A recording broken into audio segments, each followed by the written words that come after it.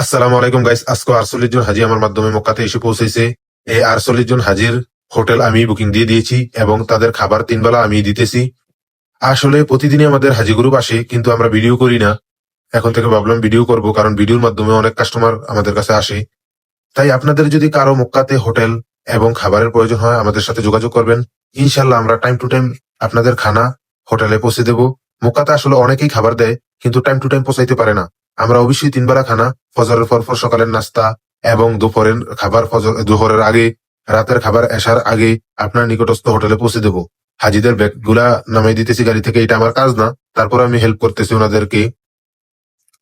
এখন মোয়াল্লেম সাহেব আসছে, বলতেছে চাবিগুলা দেন। মোয়াল্লেম সাহেবকে চাবিগুলা বুঝিয়ে দিতেছি যে আপনি আস্তে আস্তে হাজিগুলা হোটেলে রুমে রুমে পাঠায় দেন, আমি এখান থেকে ব্যাগগুলা হাজিদেরকে নামাই দিতেছি। আসলে আমাদেরকে চিনে না, জানে না। মোয়াল্লেম সাহেবেরা এবং ট্রাভেলস এজেন্সির মালিকরা বিভিন্ন জেলা থেকে লক্ষ লক্ষ রিয়াল আমাদের কাছে পাঠিয়ে দিতেছে, বলতেছে যে হোটেলটা বুকিং দিয়ে দেন ভাই। আমরাও বিশ্বস্ততার সাথে বুকিং দিয়ে দিতেছি। এই যে এখন গাড়িতে চেক করতেছি কেউ ব্যাগ ট্যাগ ভুলে রেখে নেমে গেছে কিনা।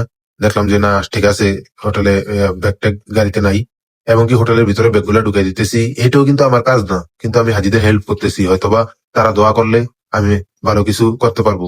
এবং কি খাবারের সাথে প্রতি রুমে রুমে প্রতি জন পিছে একটা করে পানি দেবো। পানিটা দেওয়া কিন্তু আমার কথা না, কিন্তু পানি একটা করে দিয়ে দিই, কারণ এখন তো হঠাৎ আইসে হাজিরা, তাদের কাছে পানি নেই। পরবর্তীতে তারা হেরামে গেলে সবাই জমজমের পানি নিয়ে আসবো। এখন হাজিদেরকে রুম খুলে রুমে রুমে দিয়ে দিচ্ছি, বলতেছি এক রুমে 4 জন করে যান।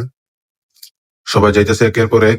এবং খাবারও রুমে রুমে আজকে প্রথম দিন দিয়ে দিচ্ছি, পরবর্তীতে এক জায়গায় রাখবো। মোয়াল্লেম সাহেব রুমে রুমে পৌঁছে দিবে।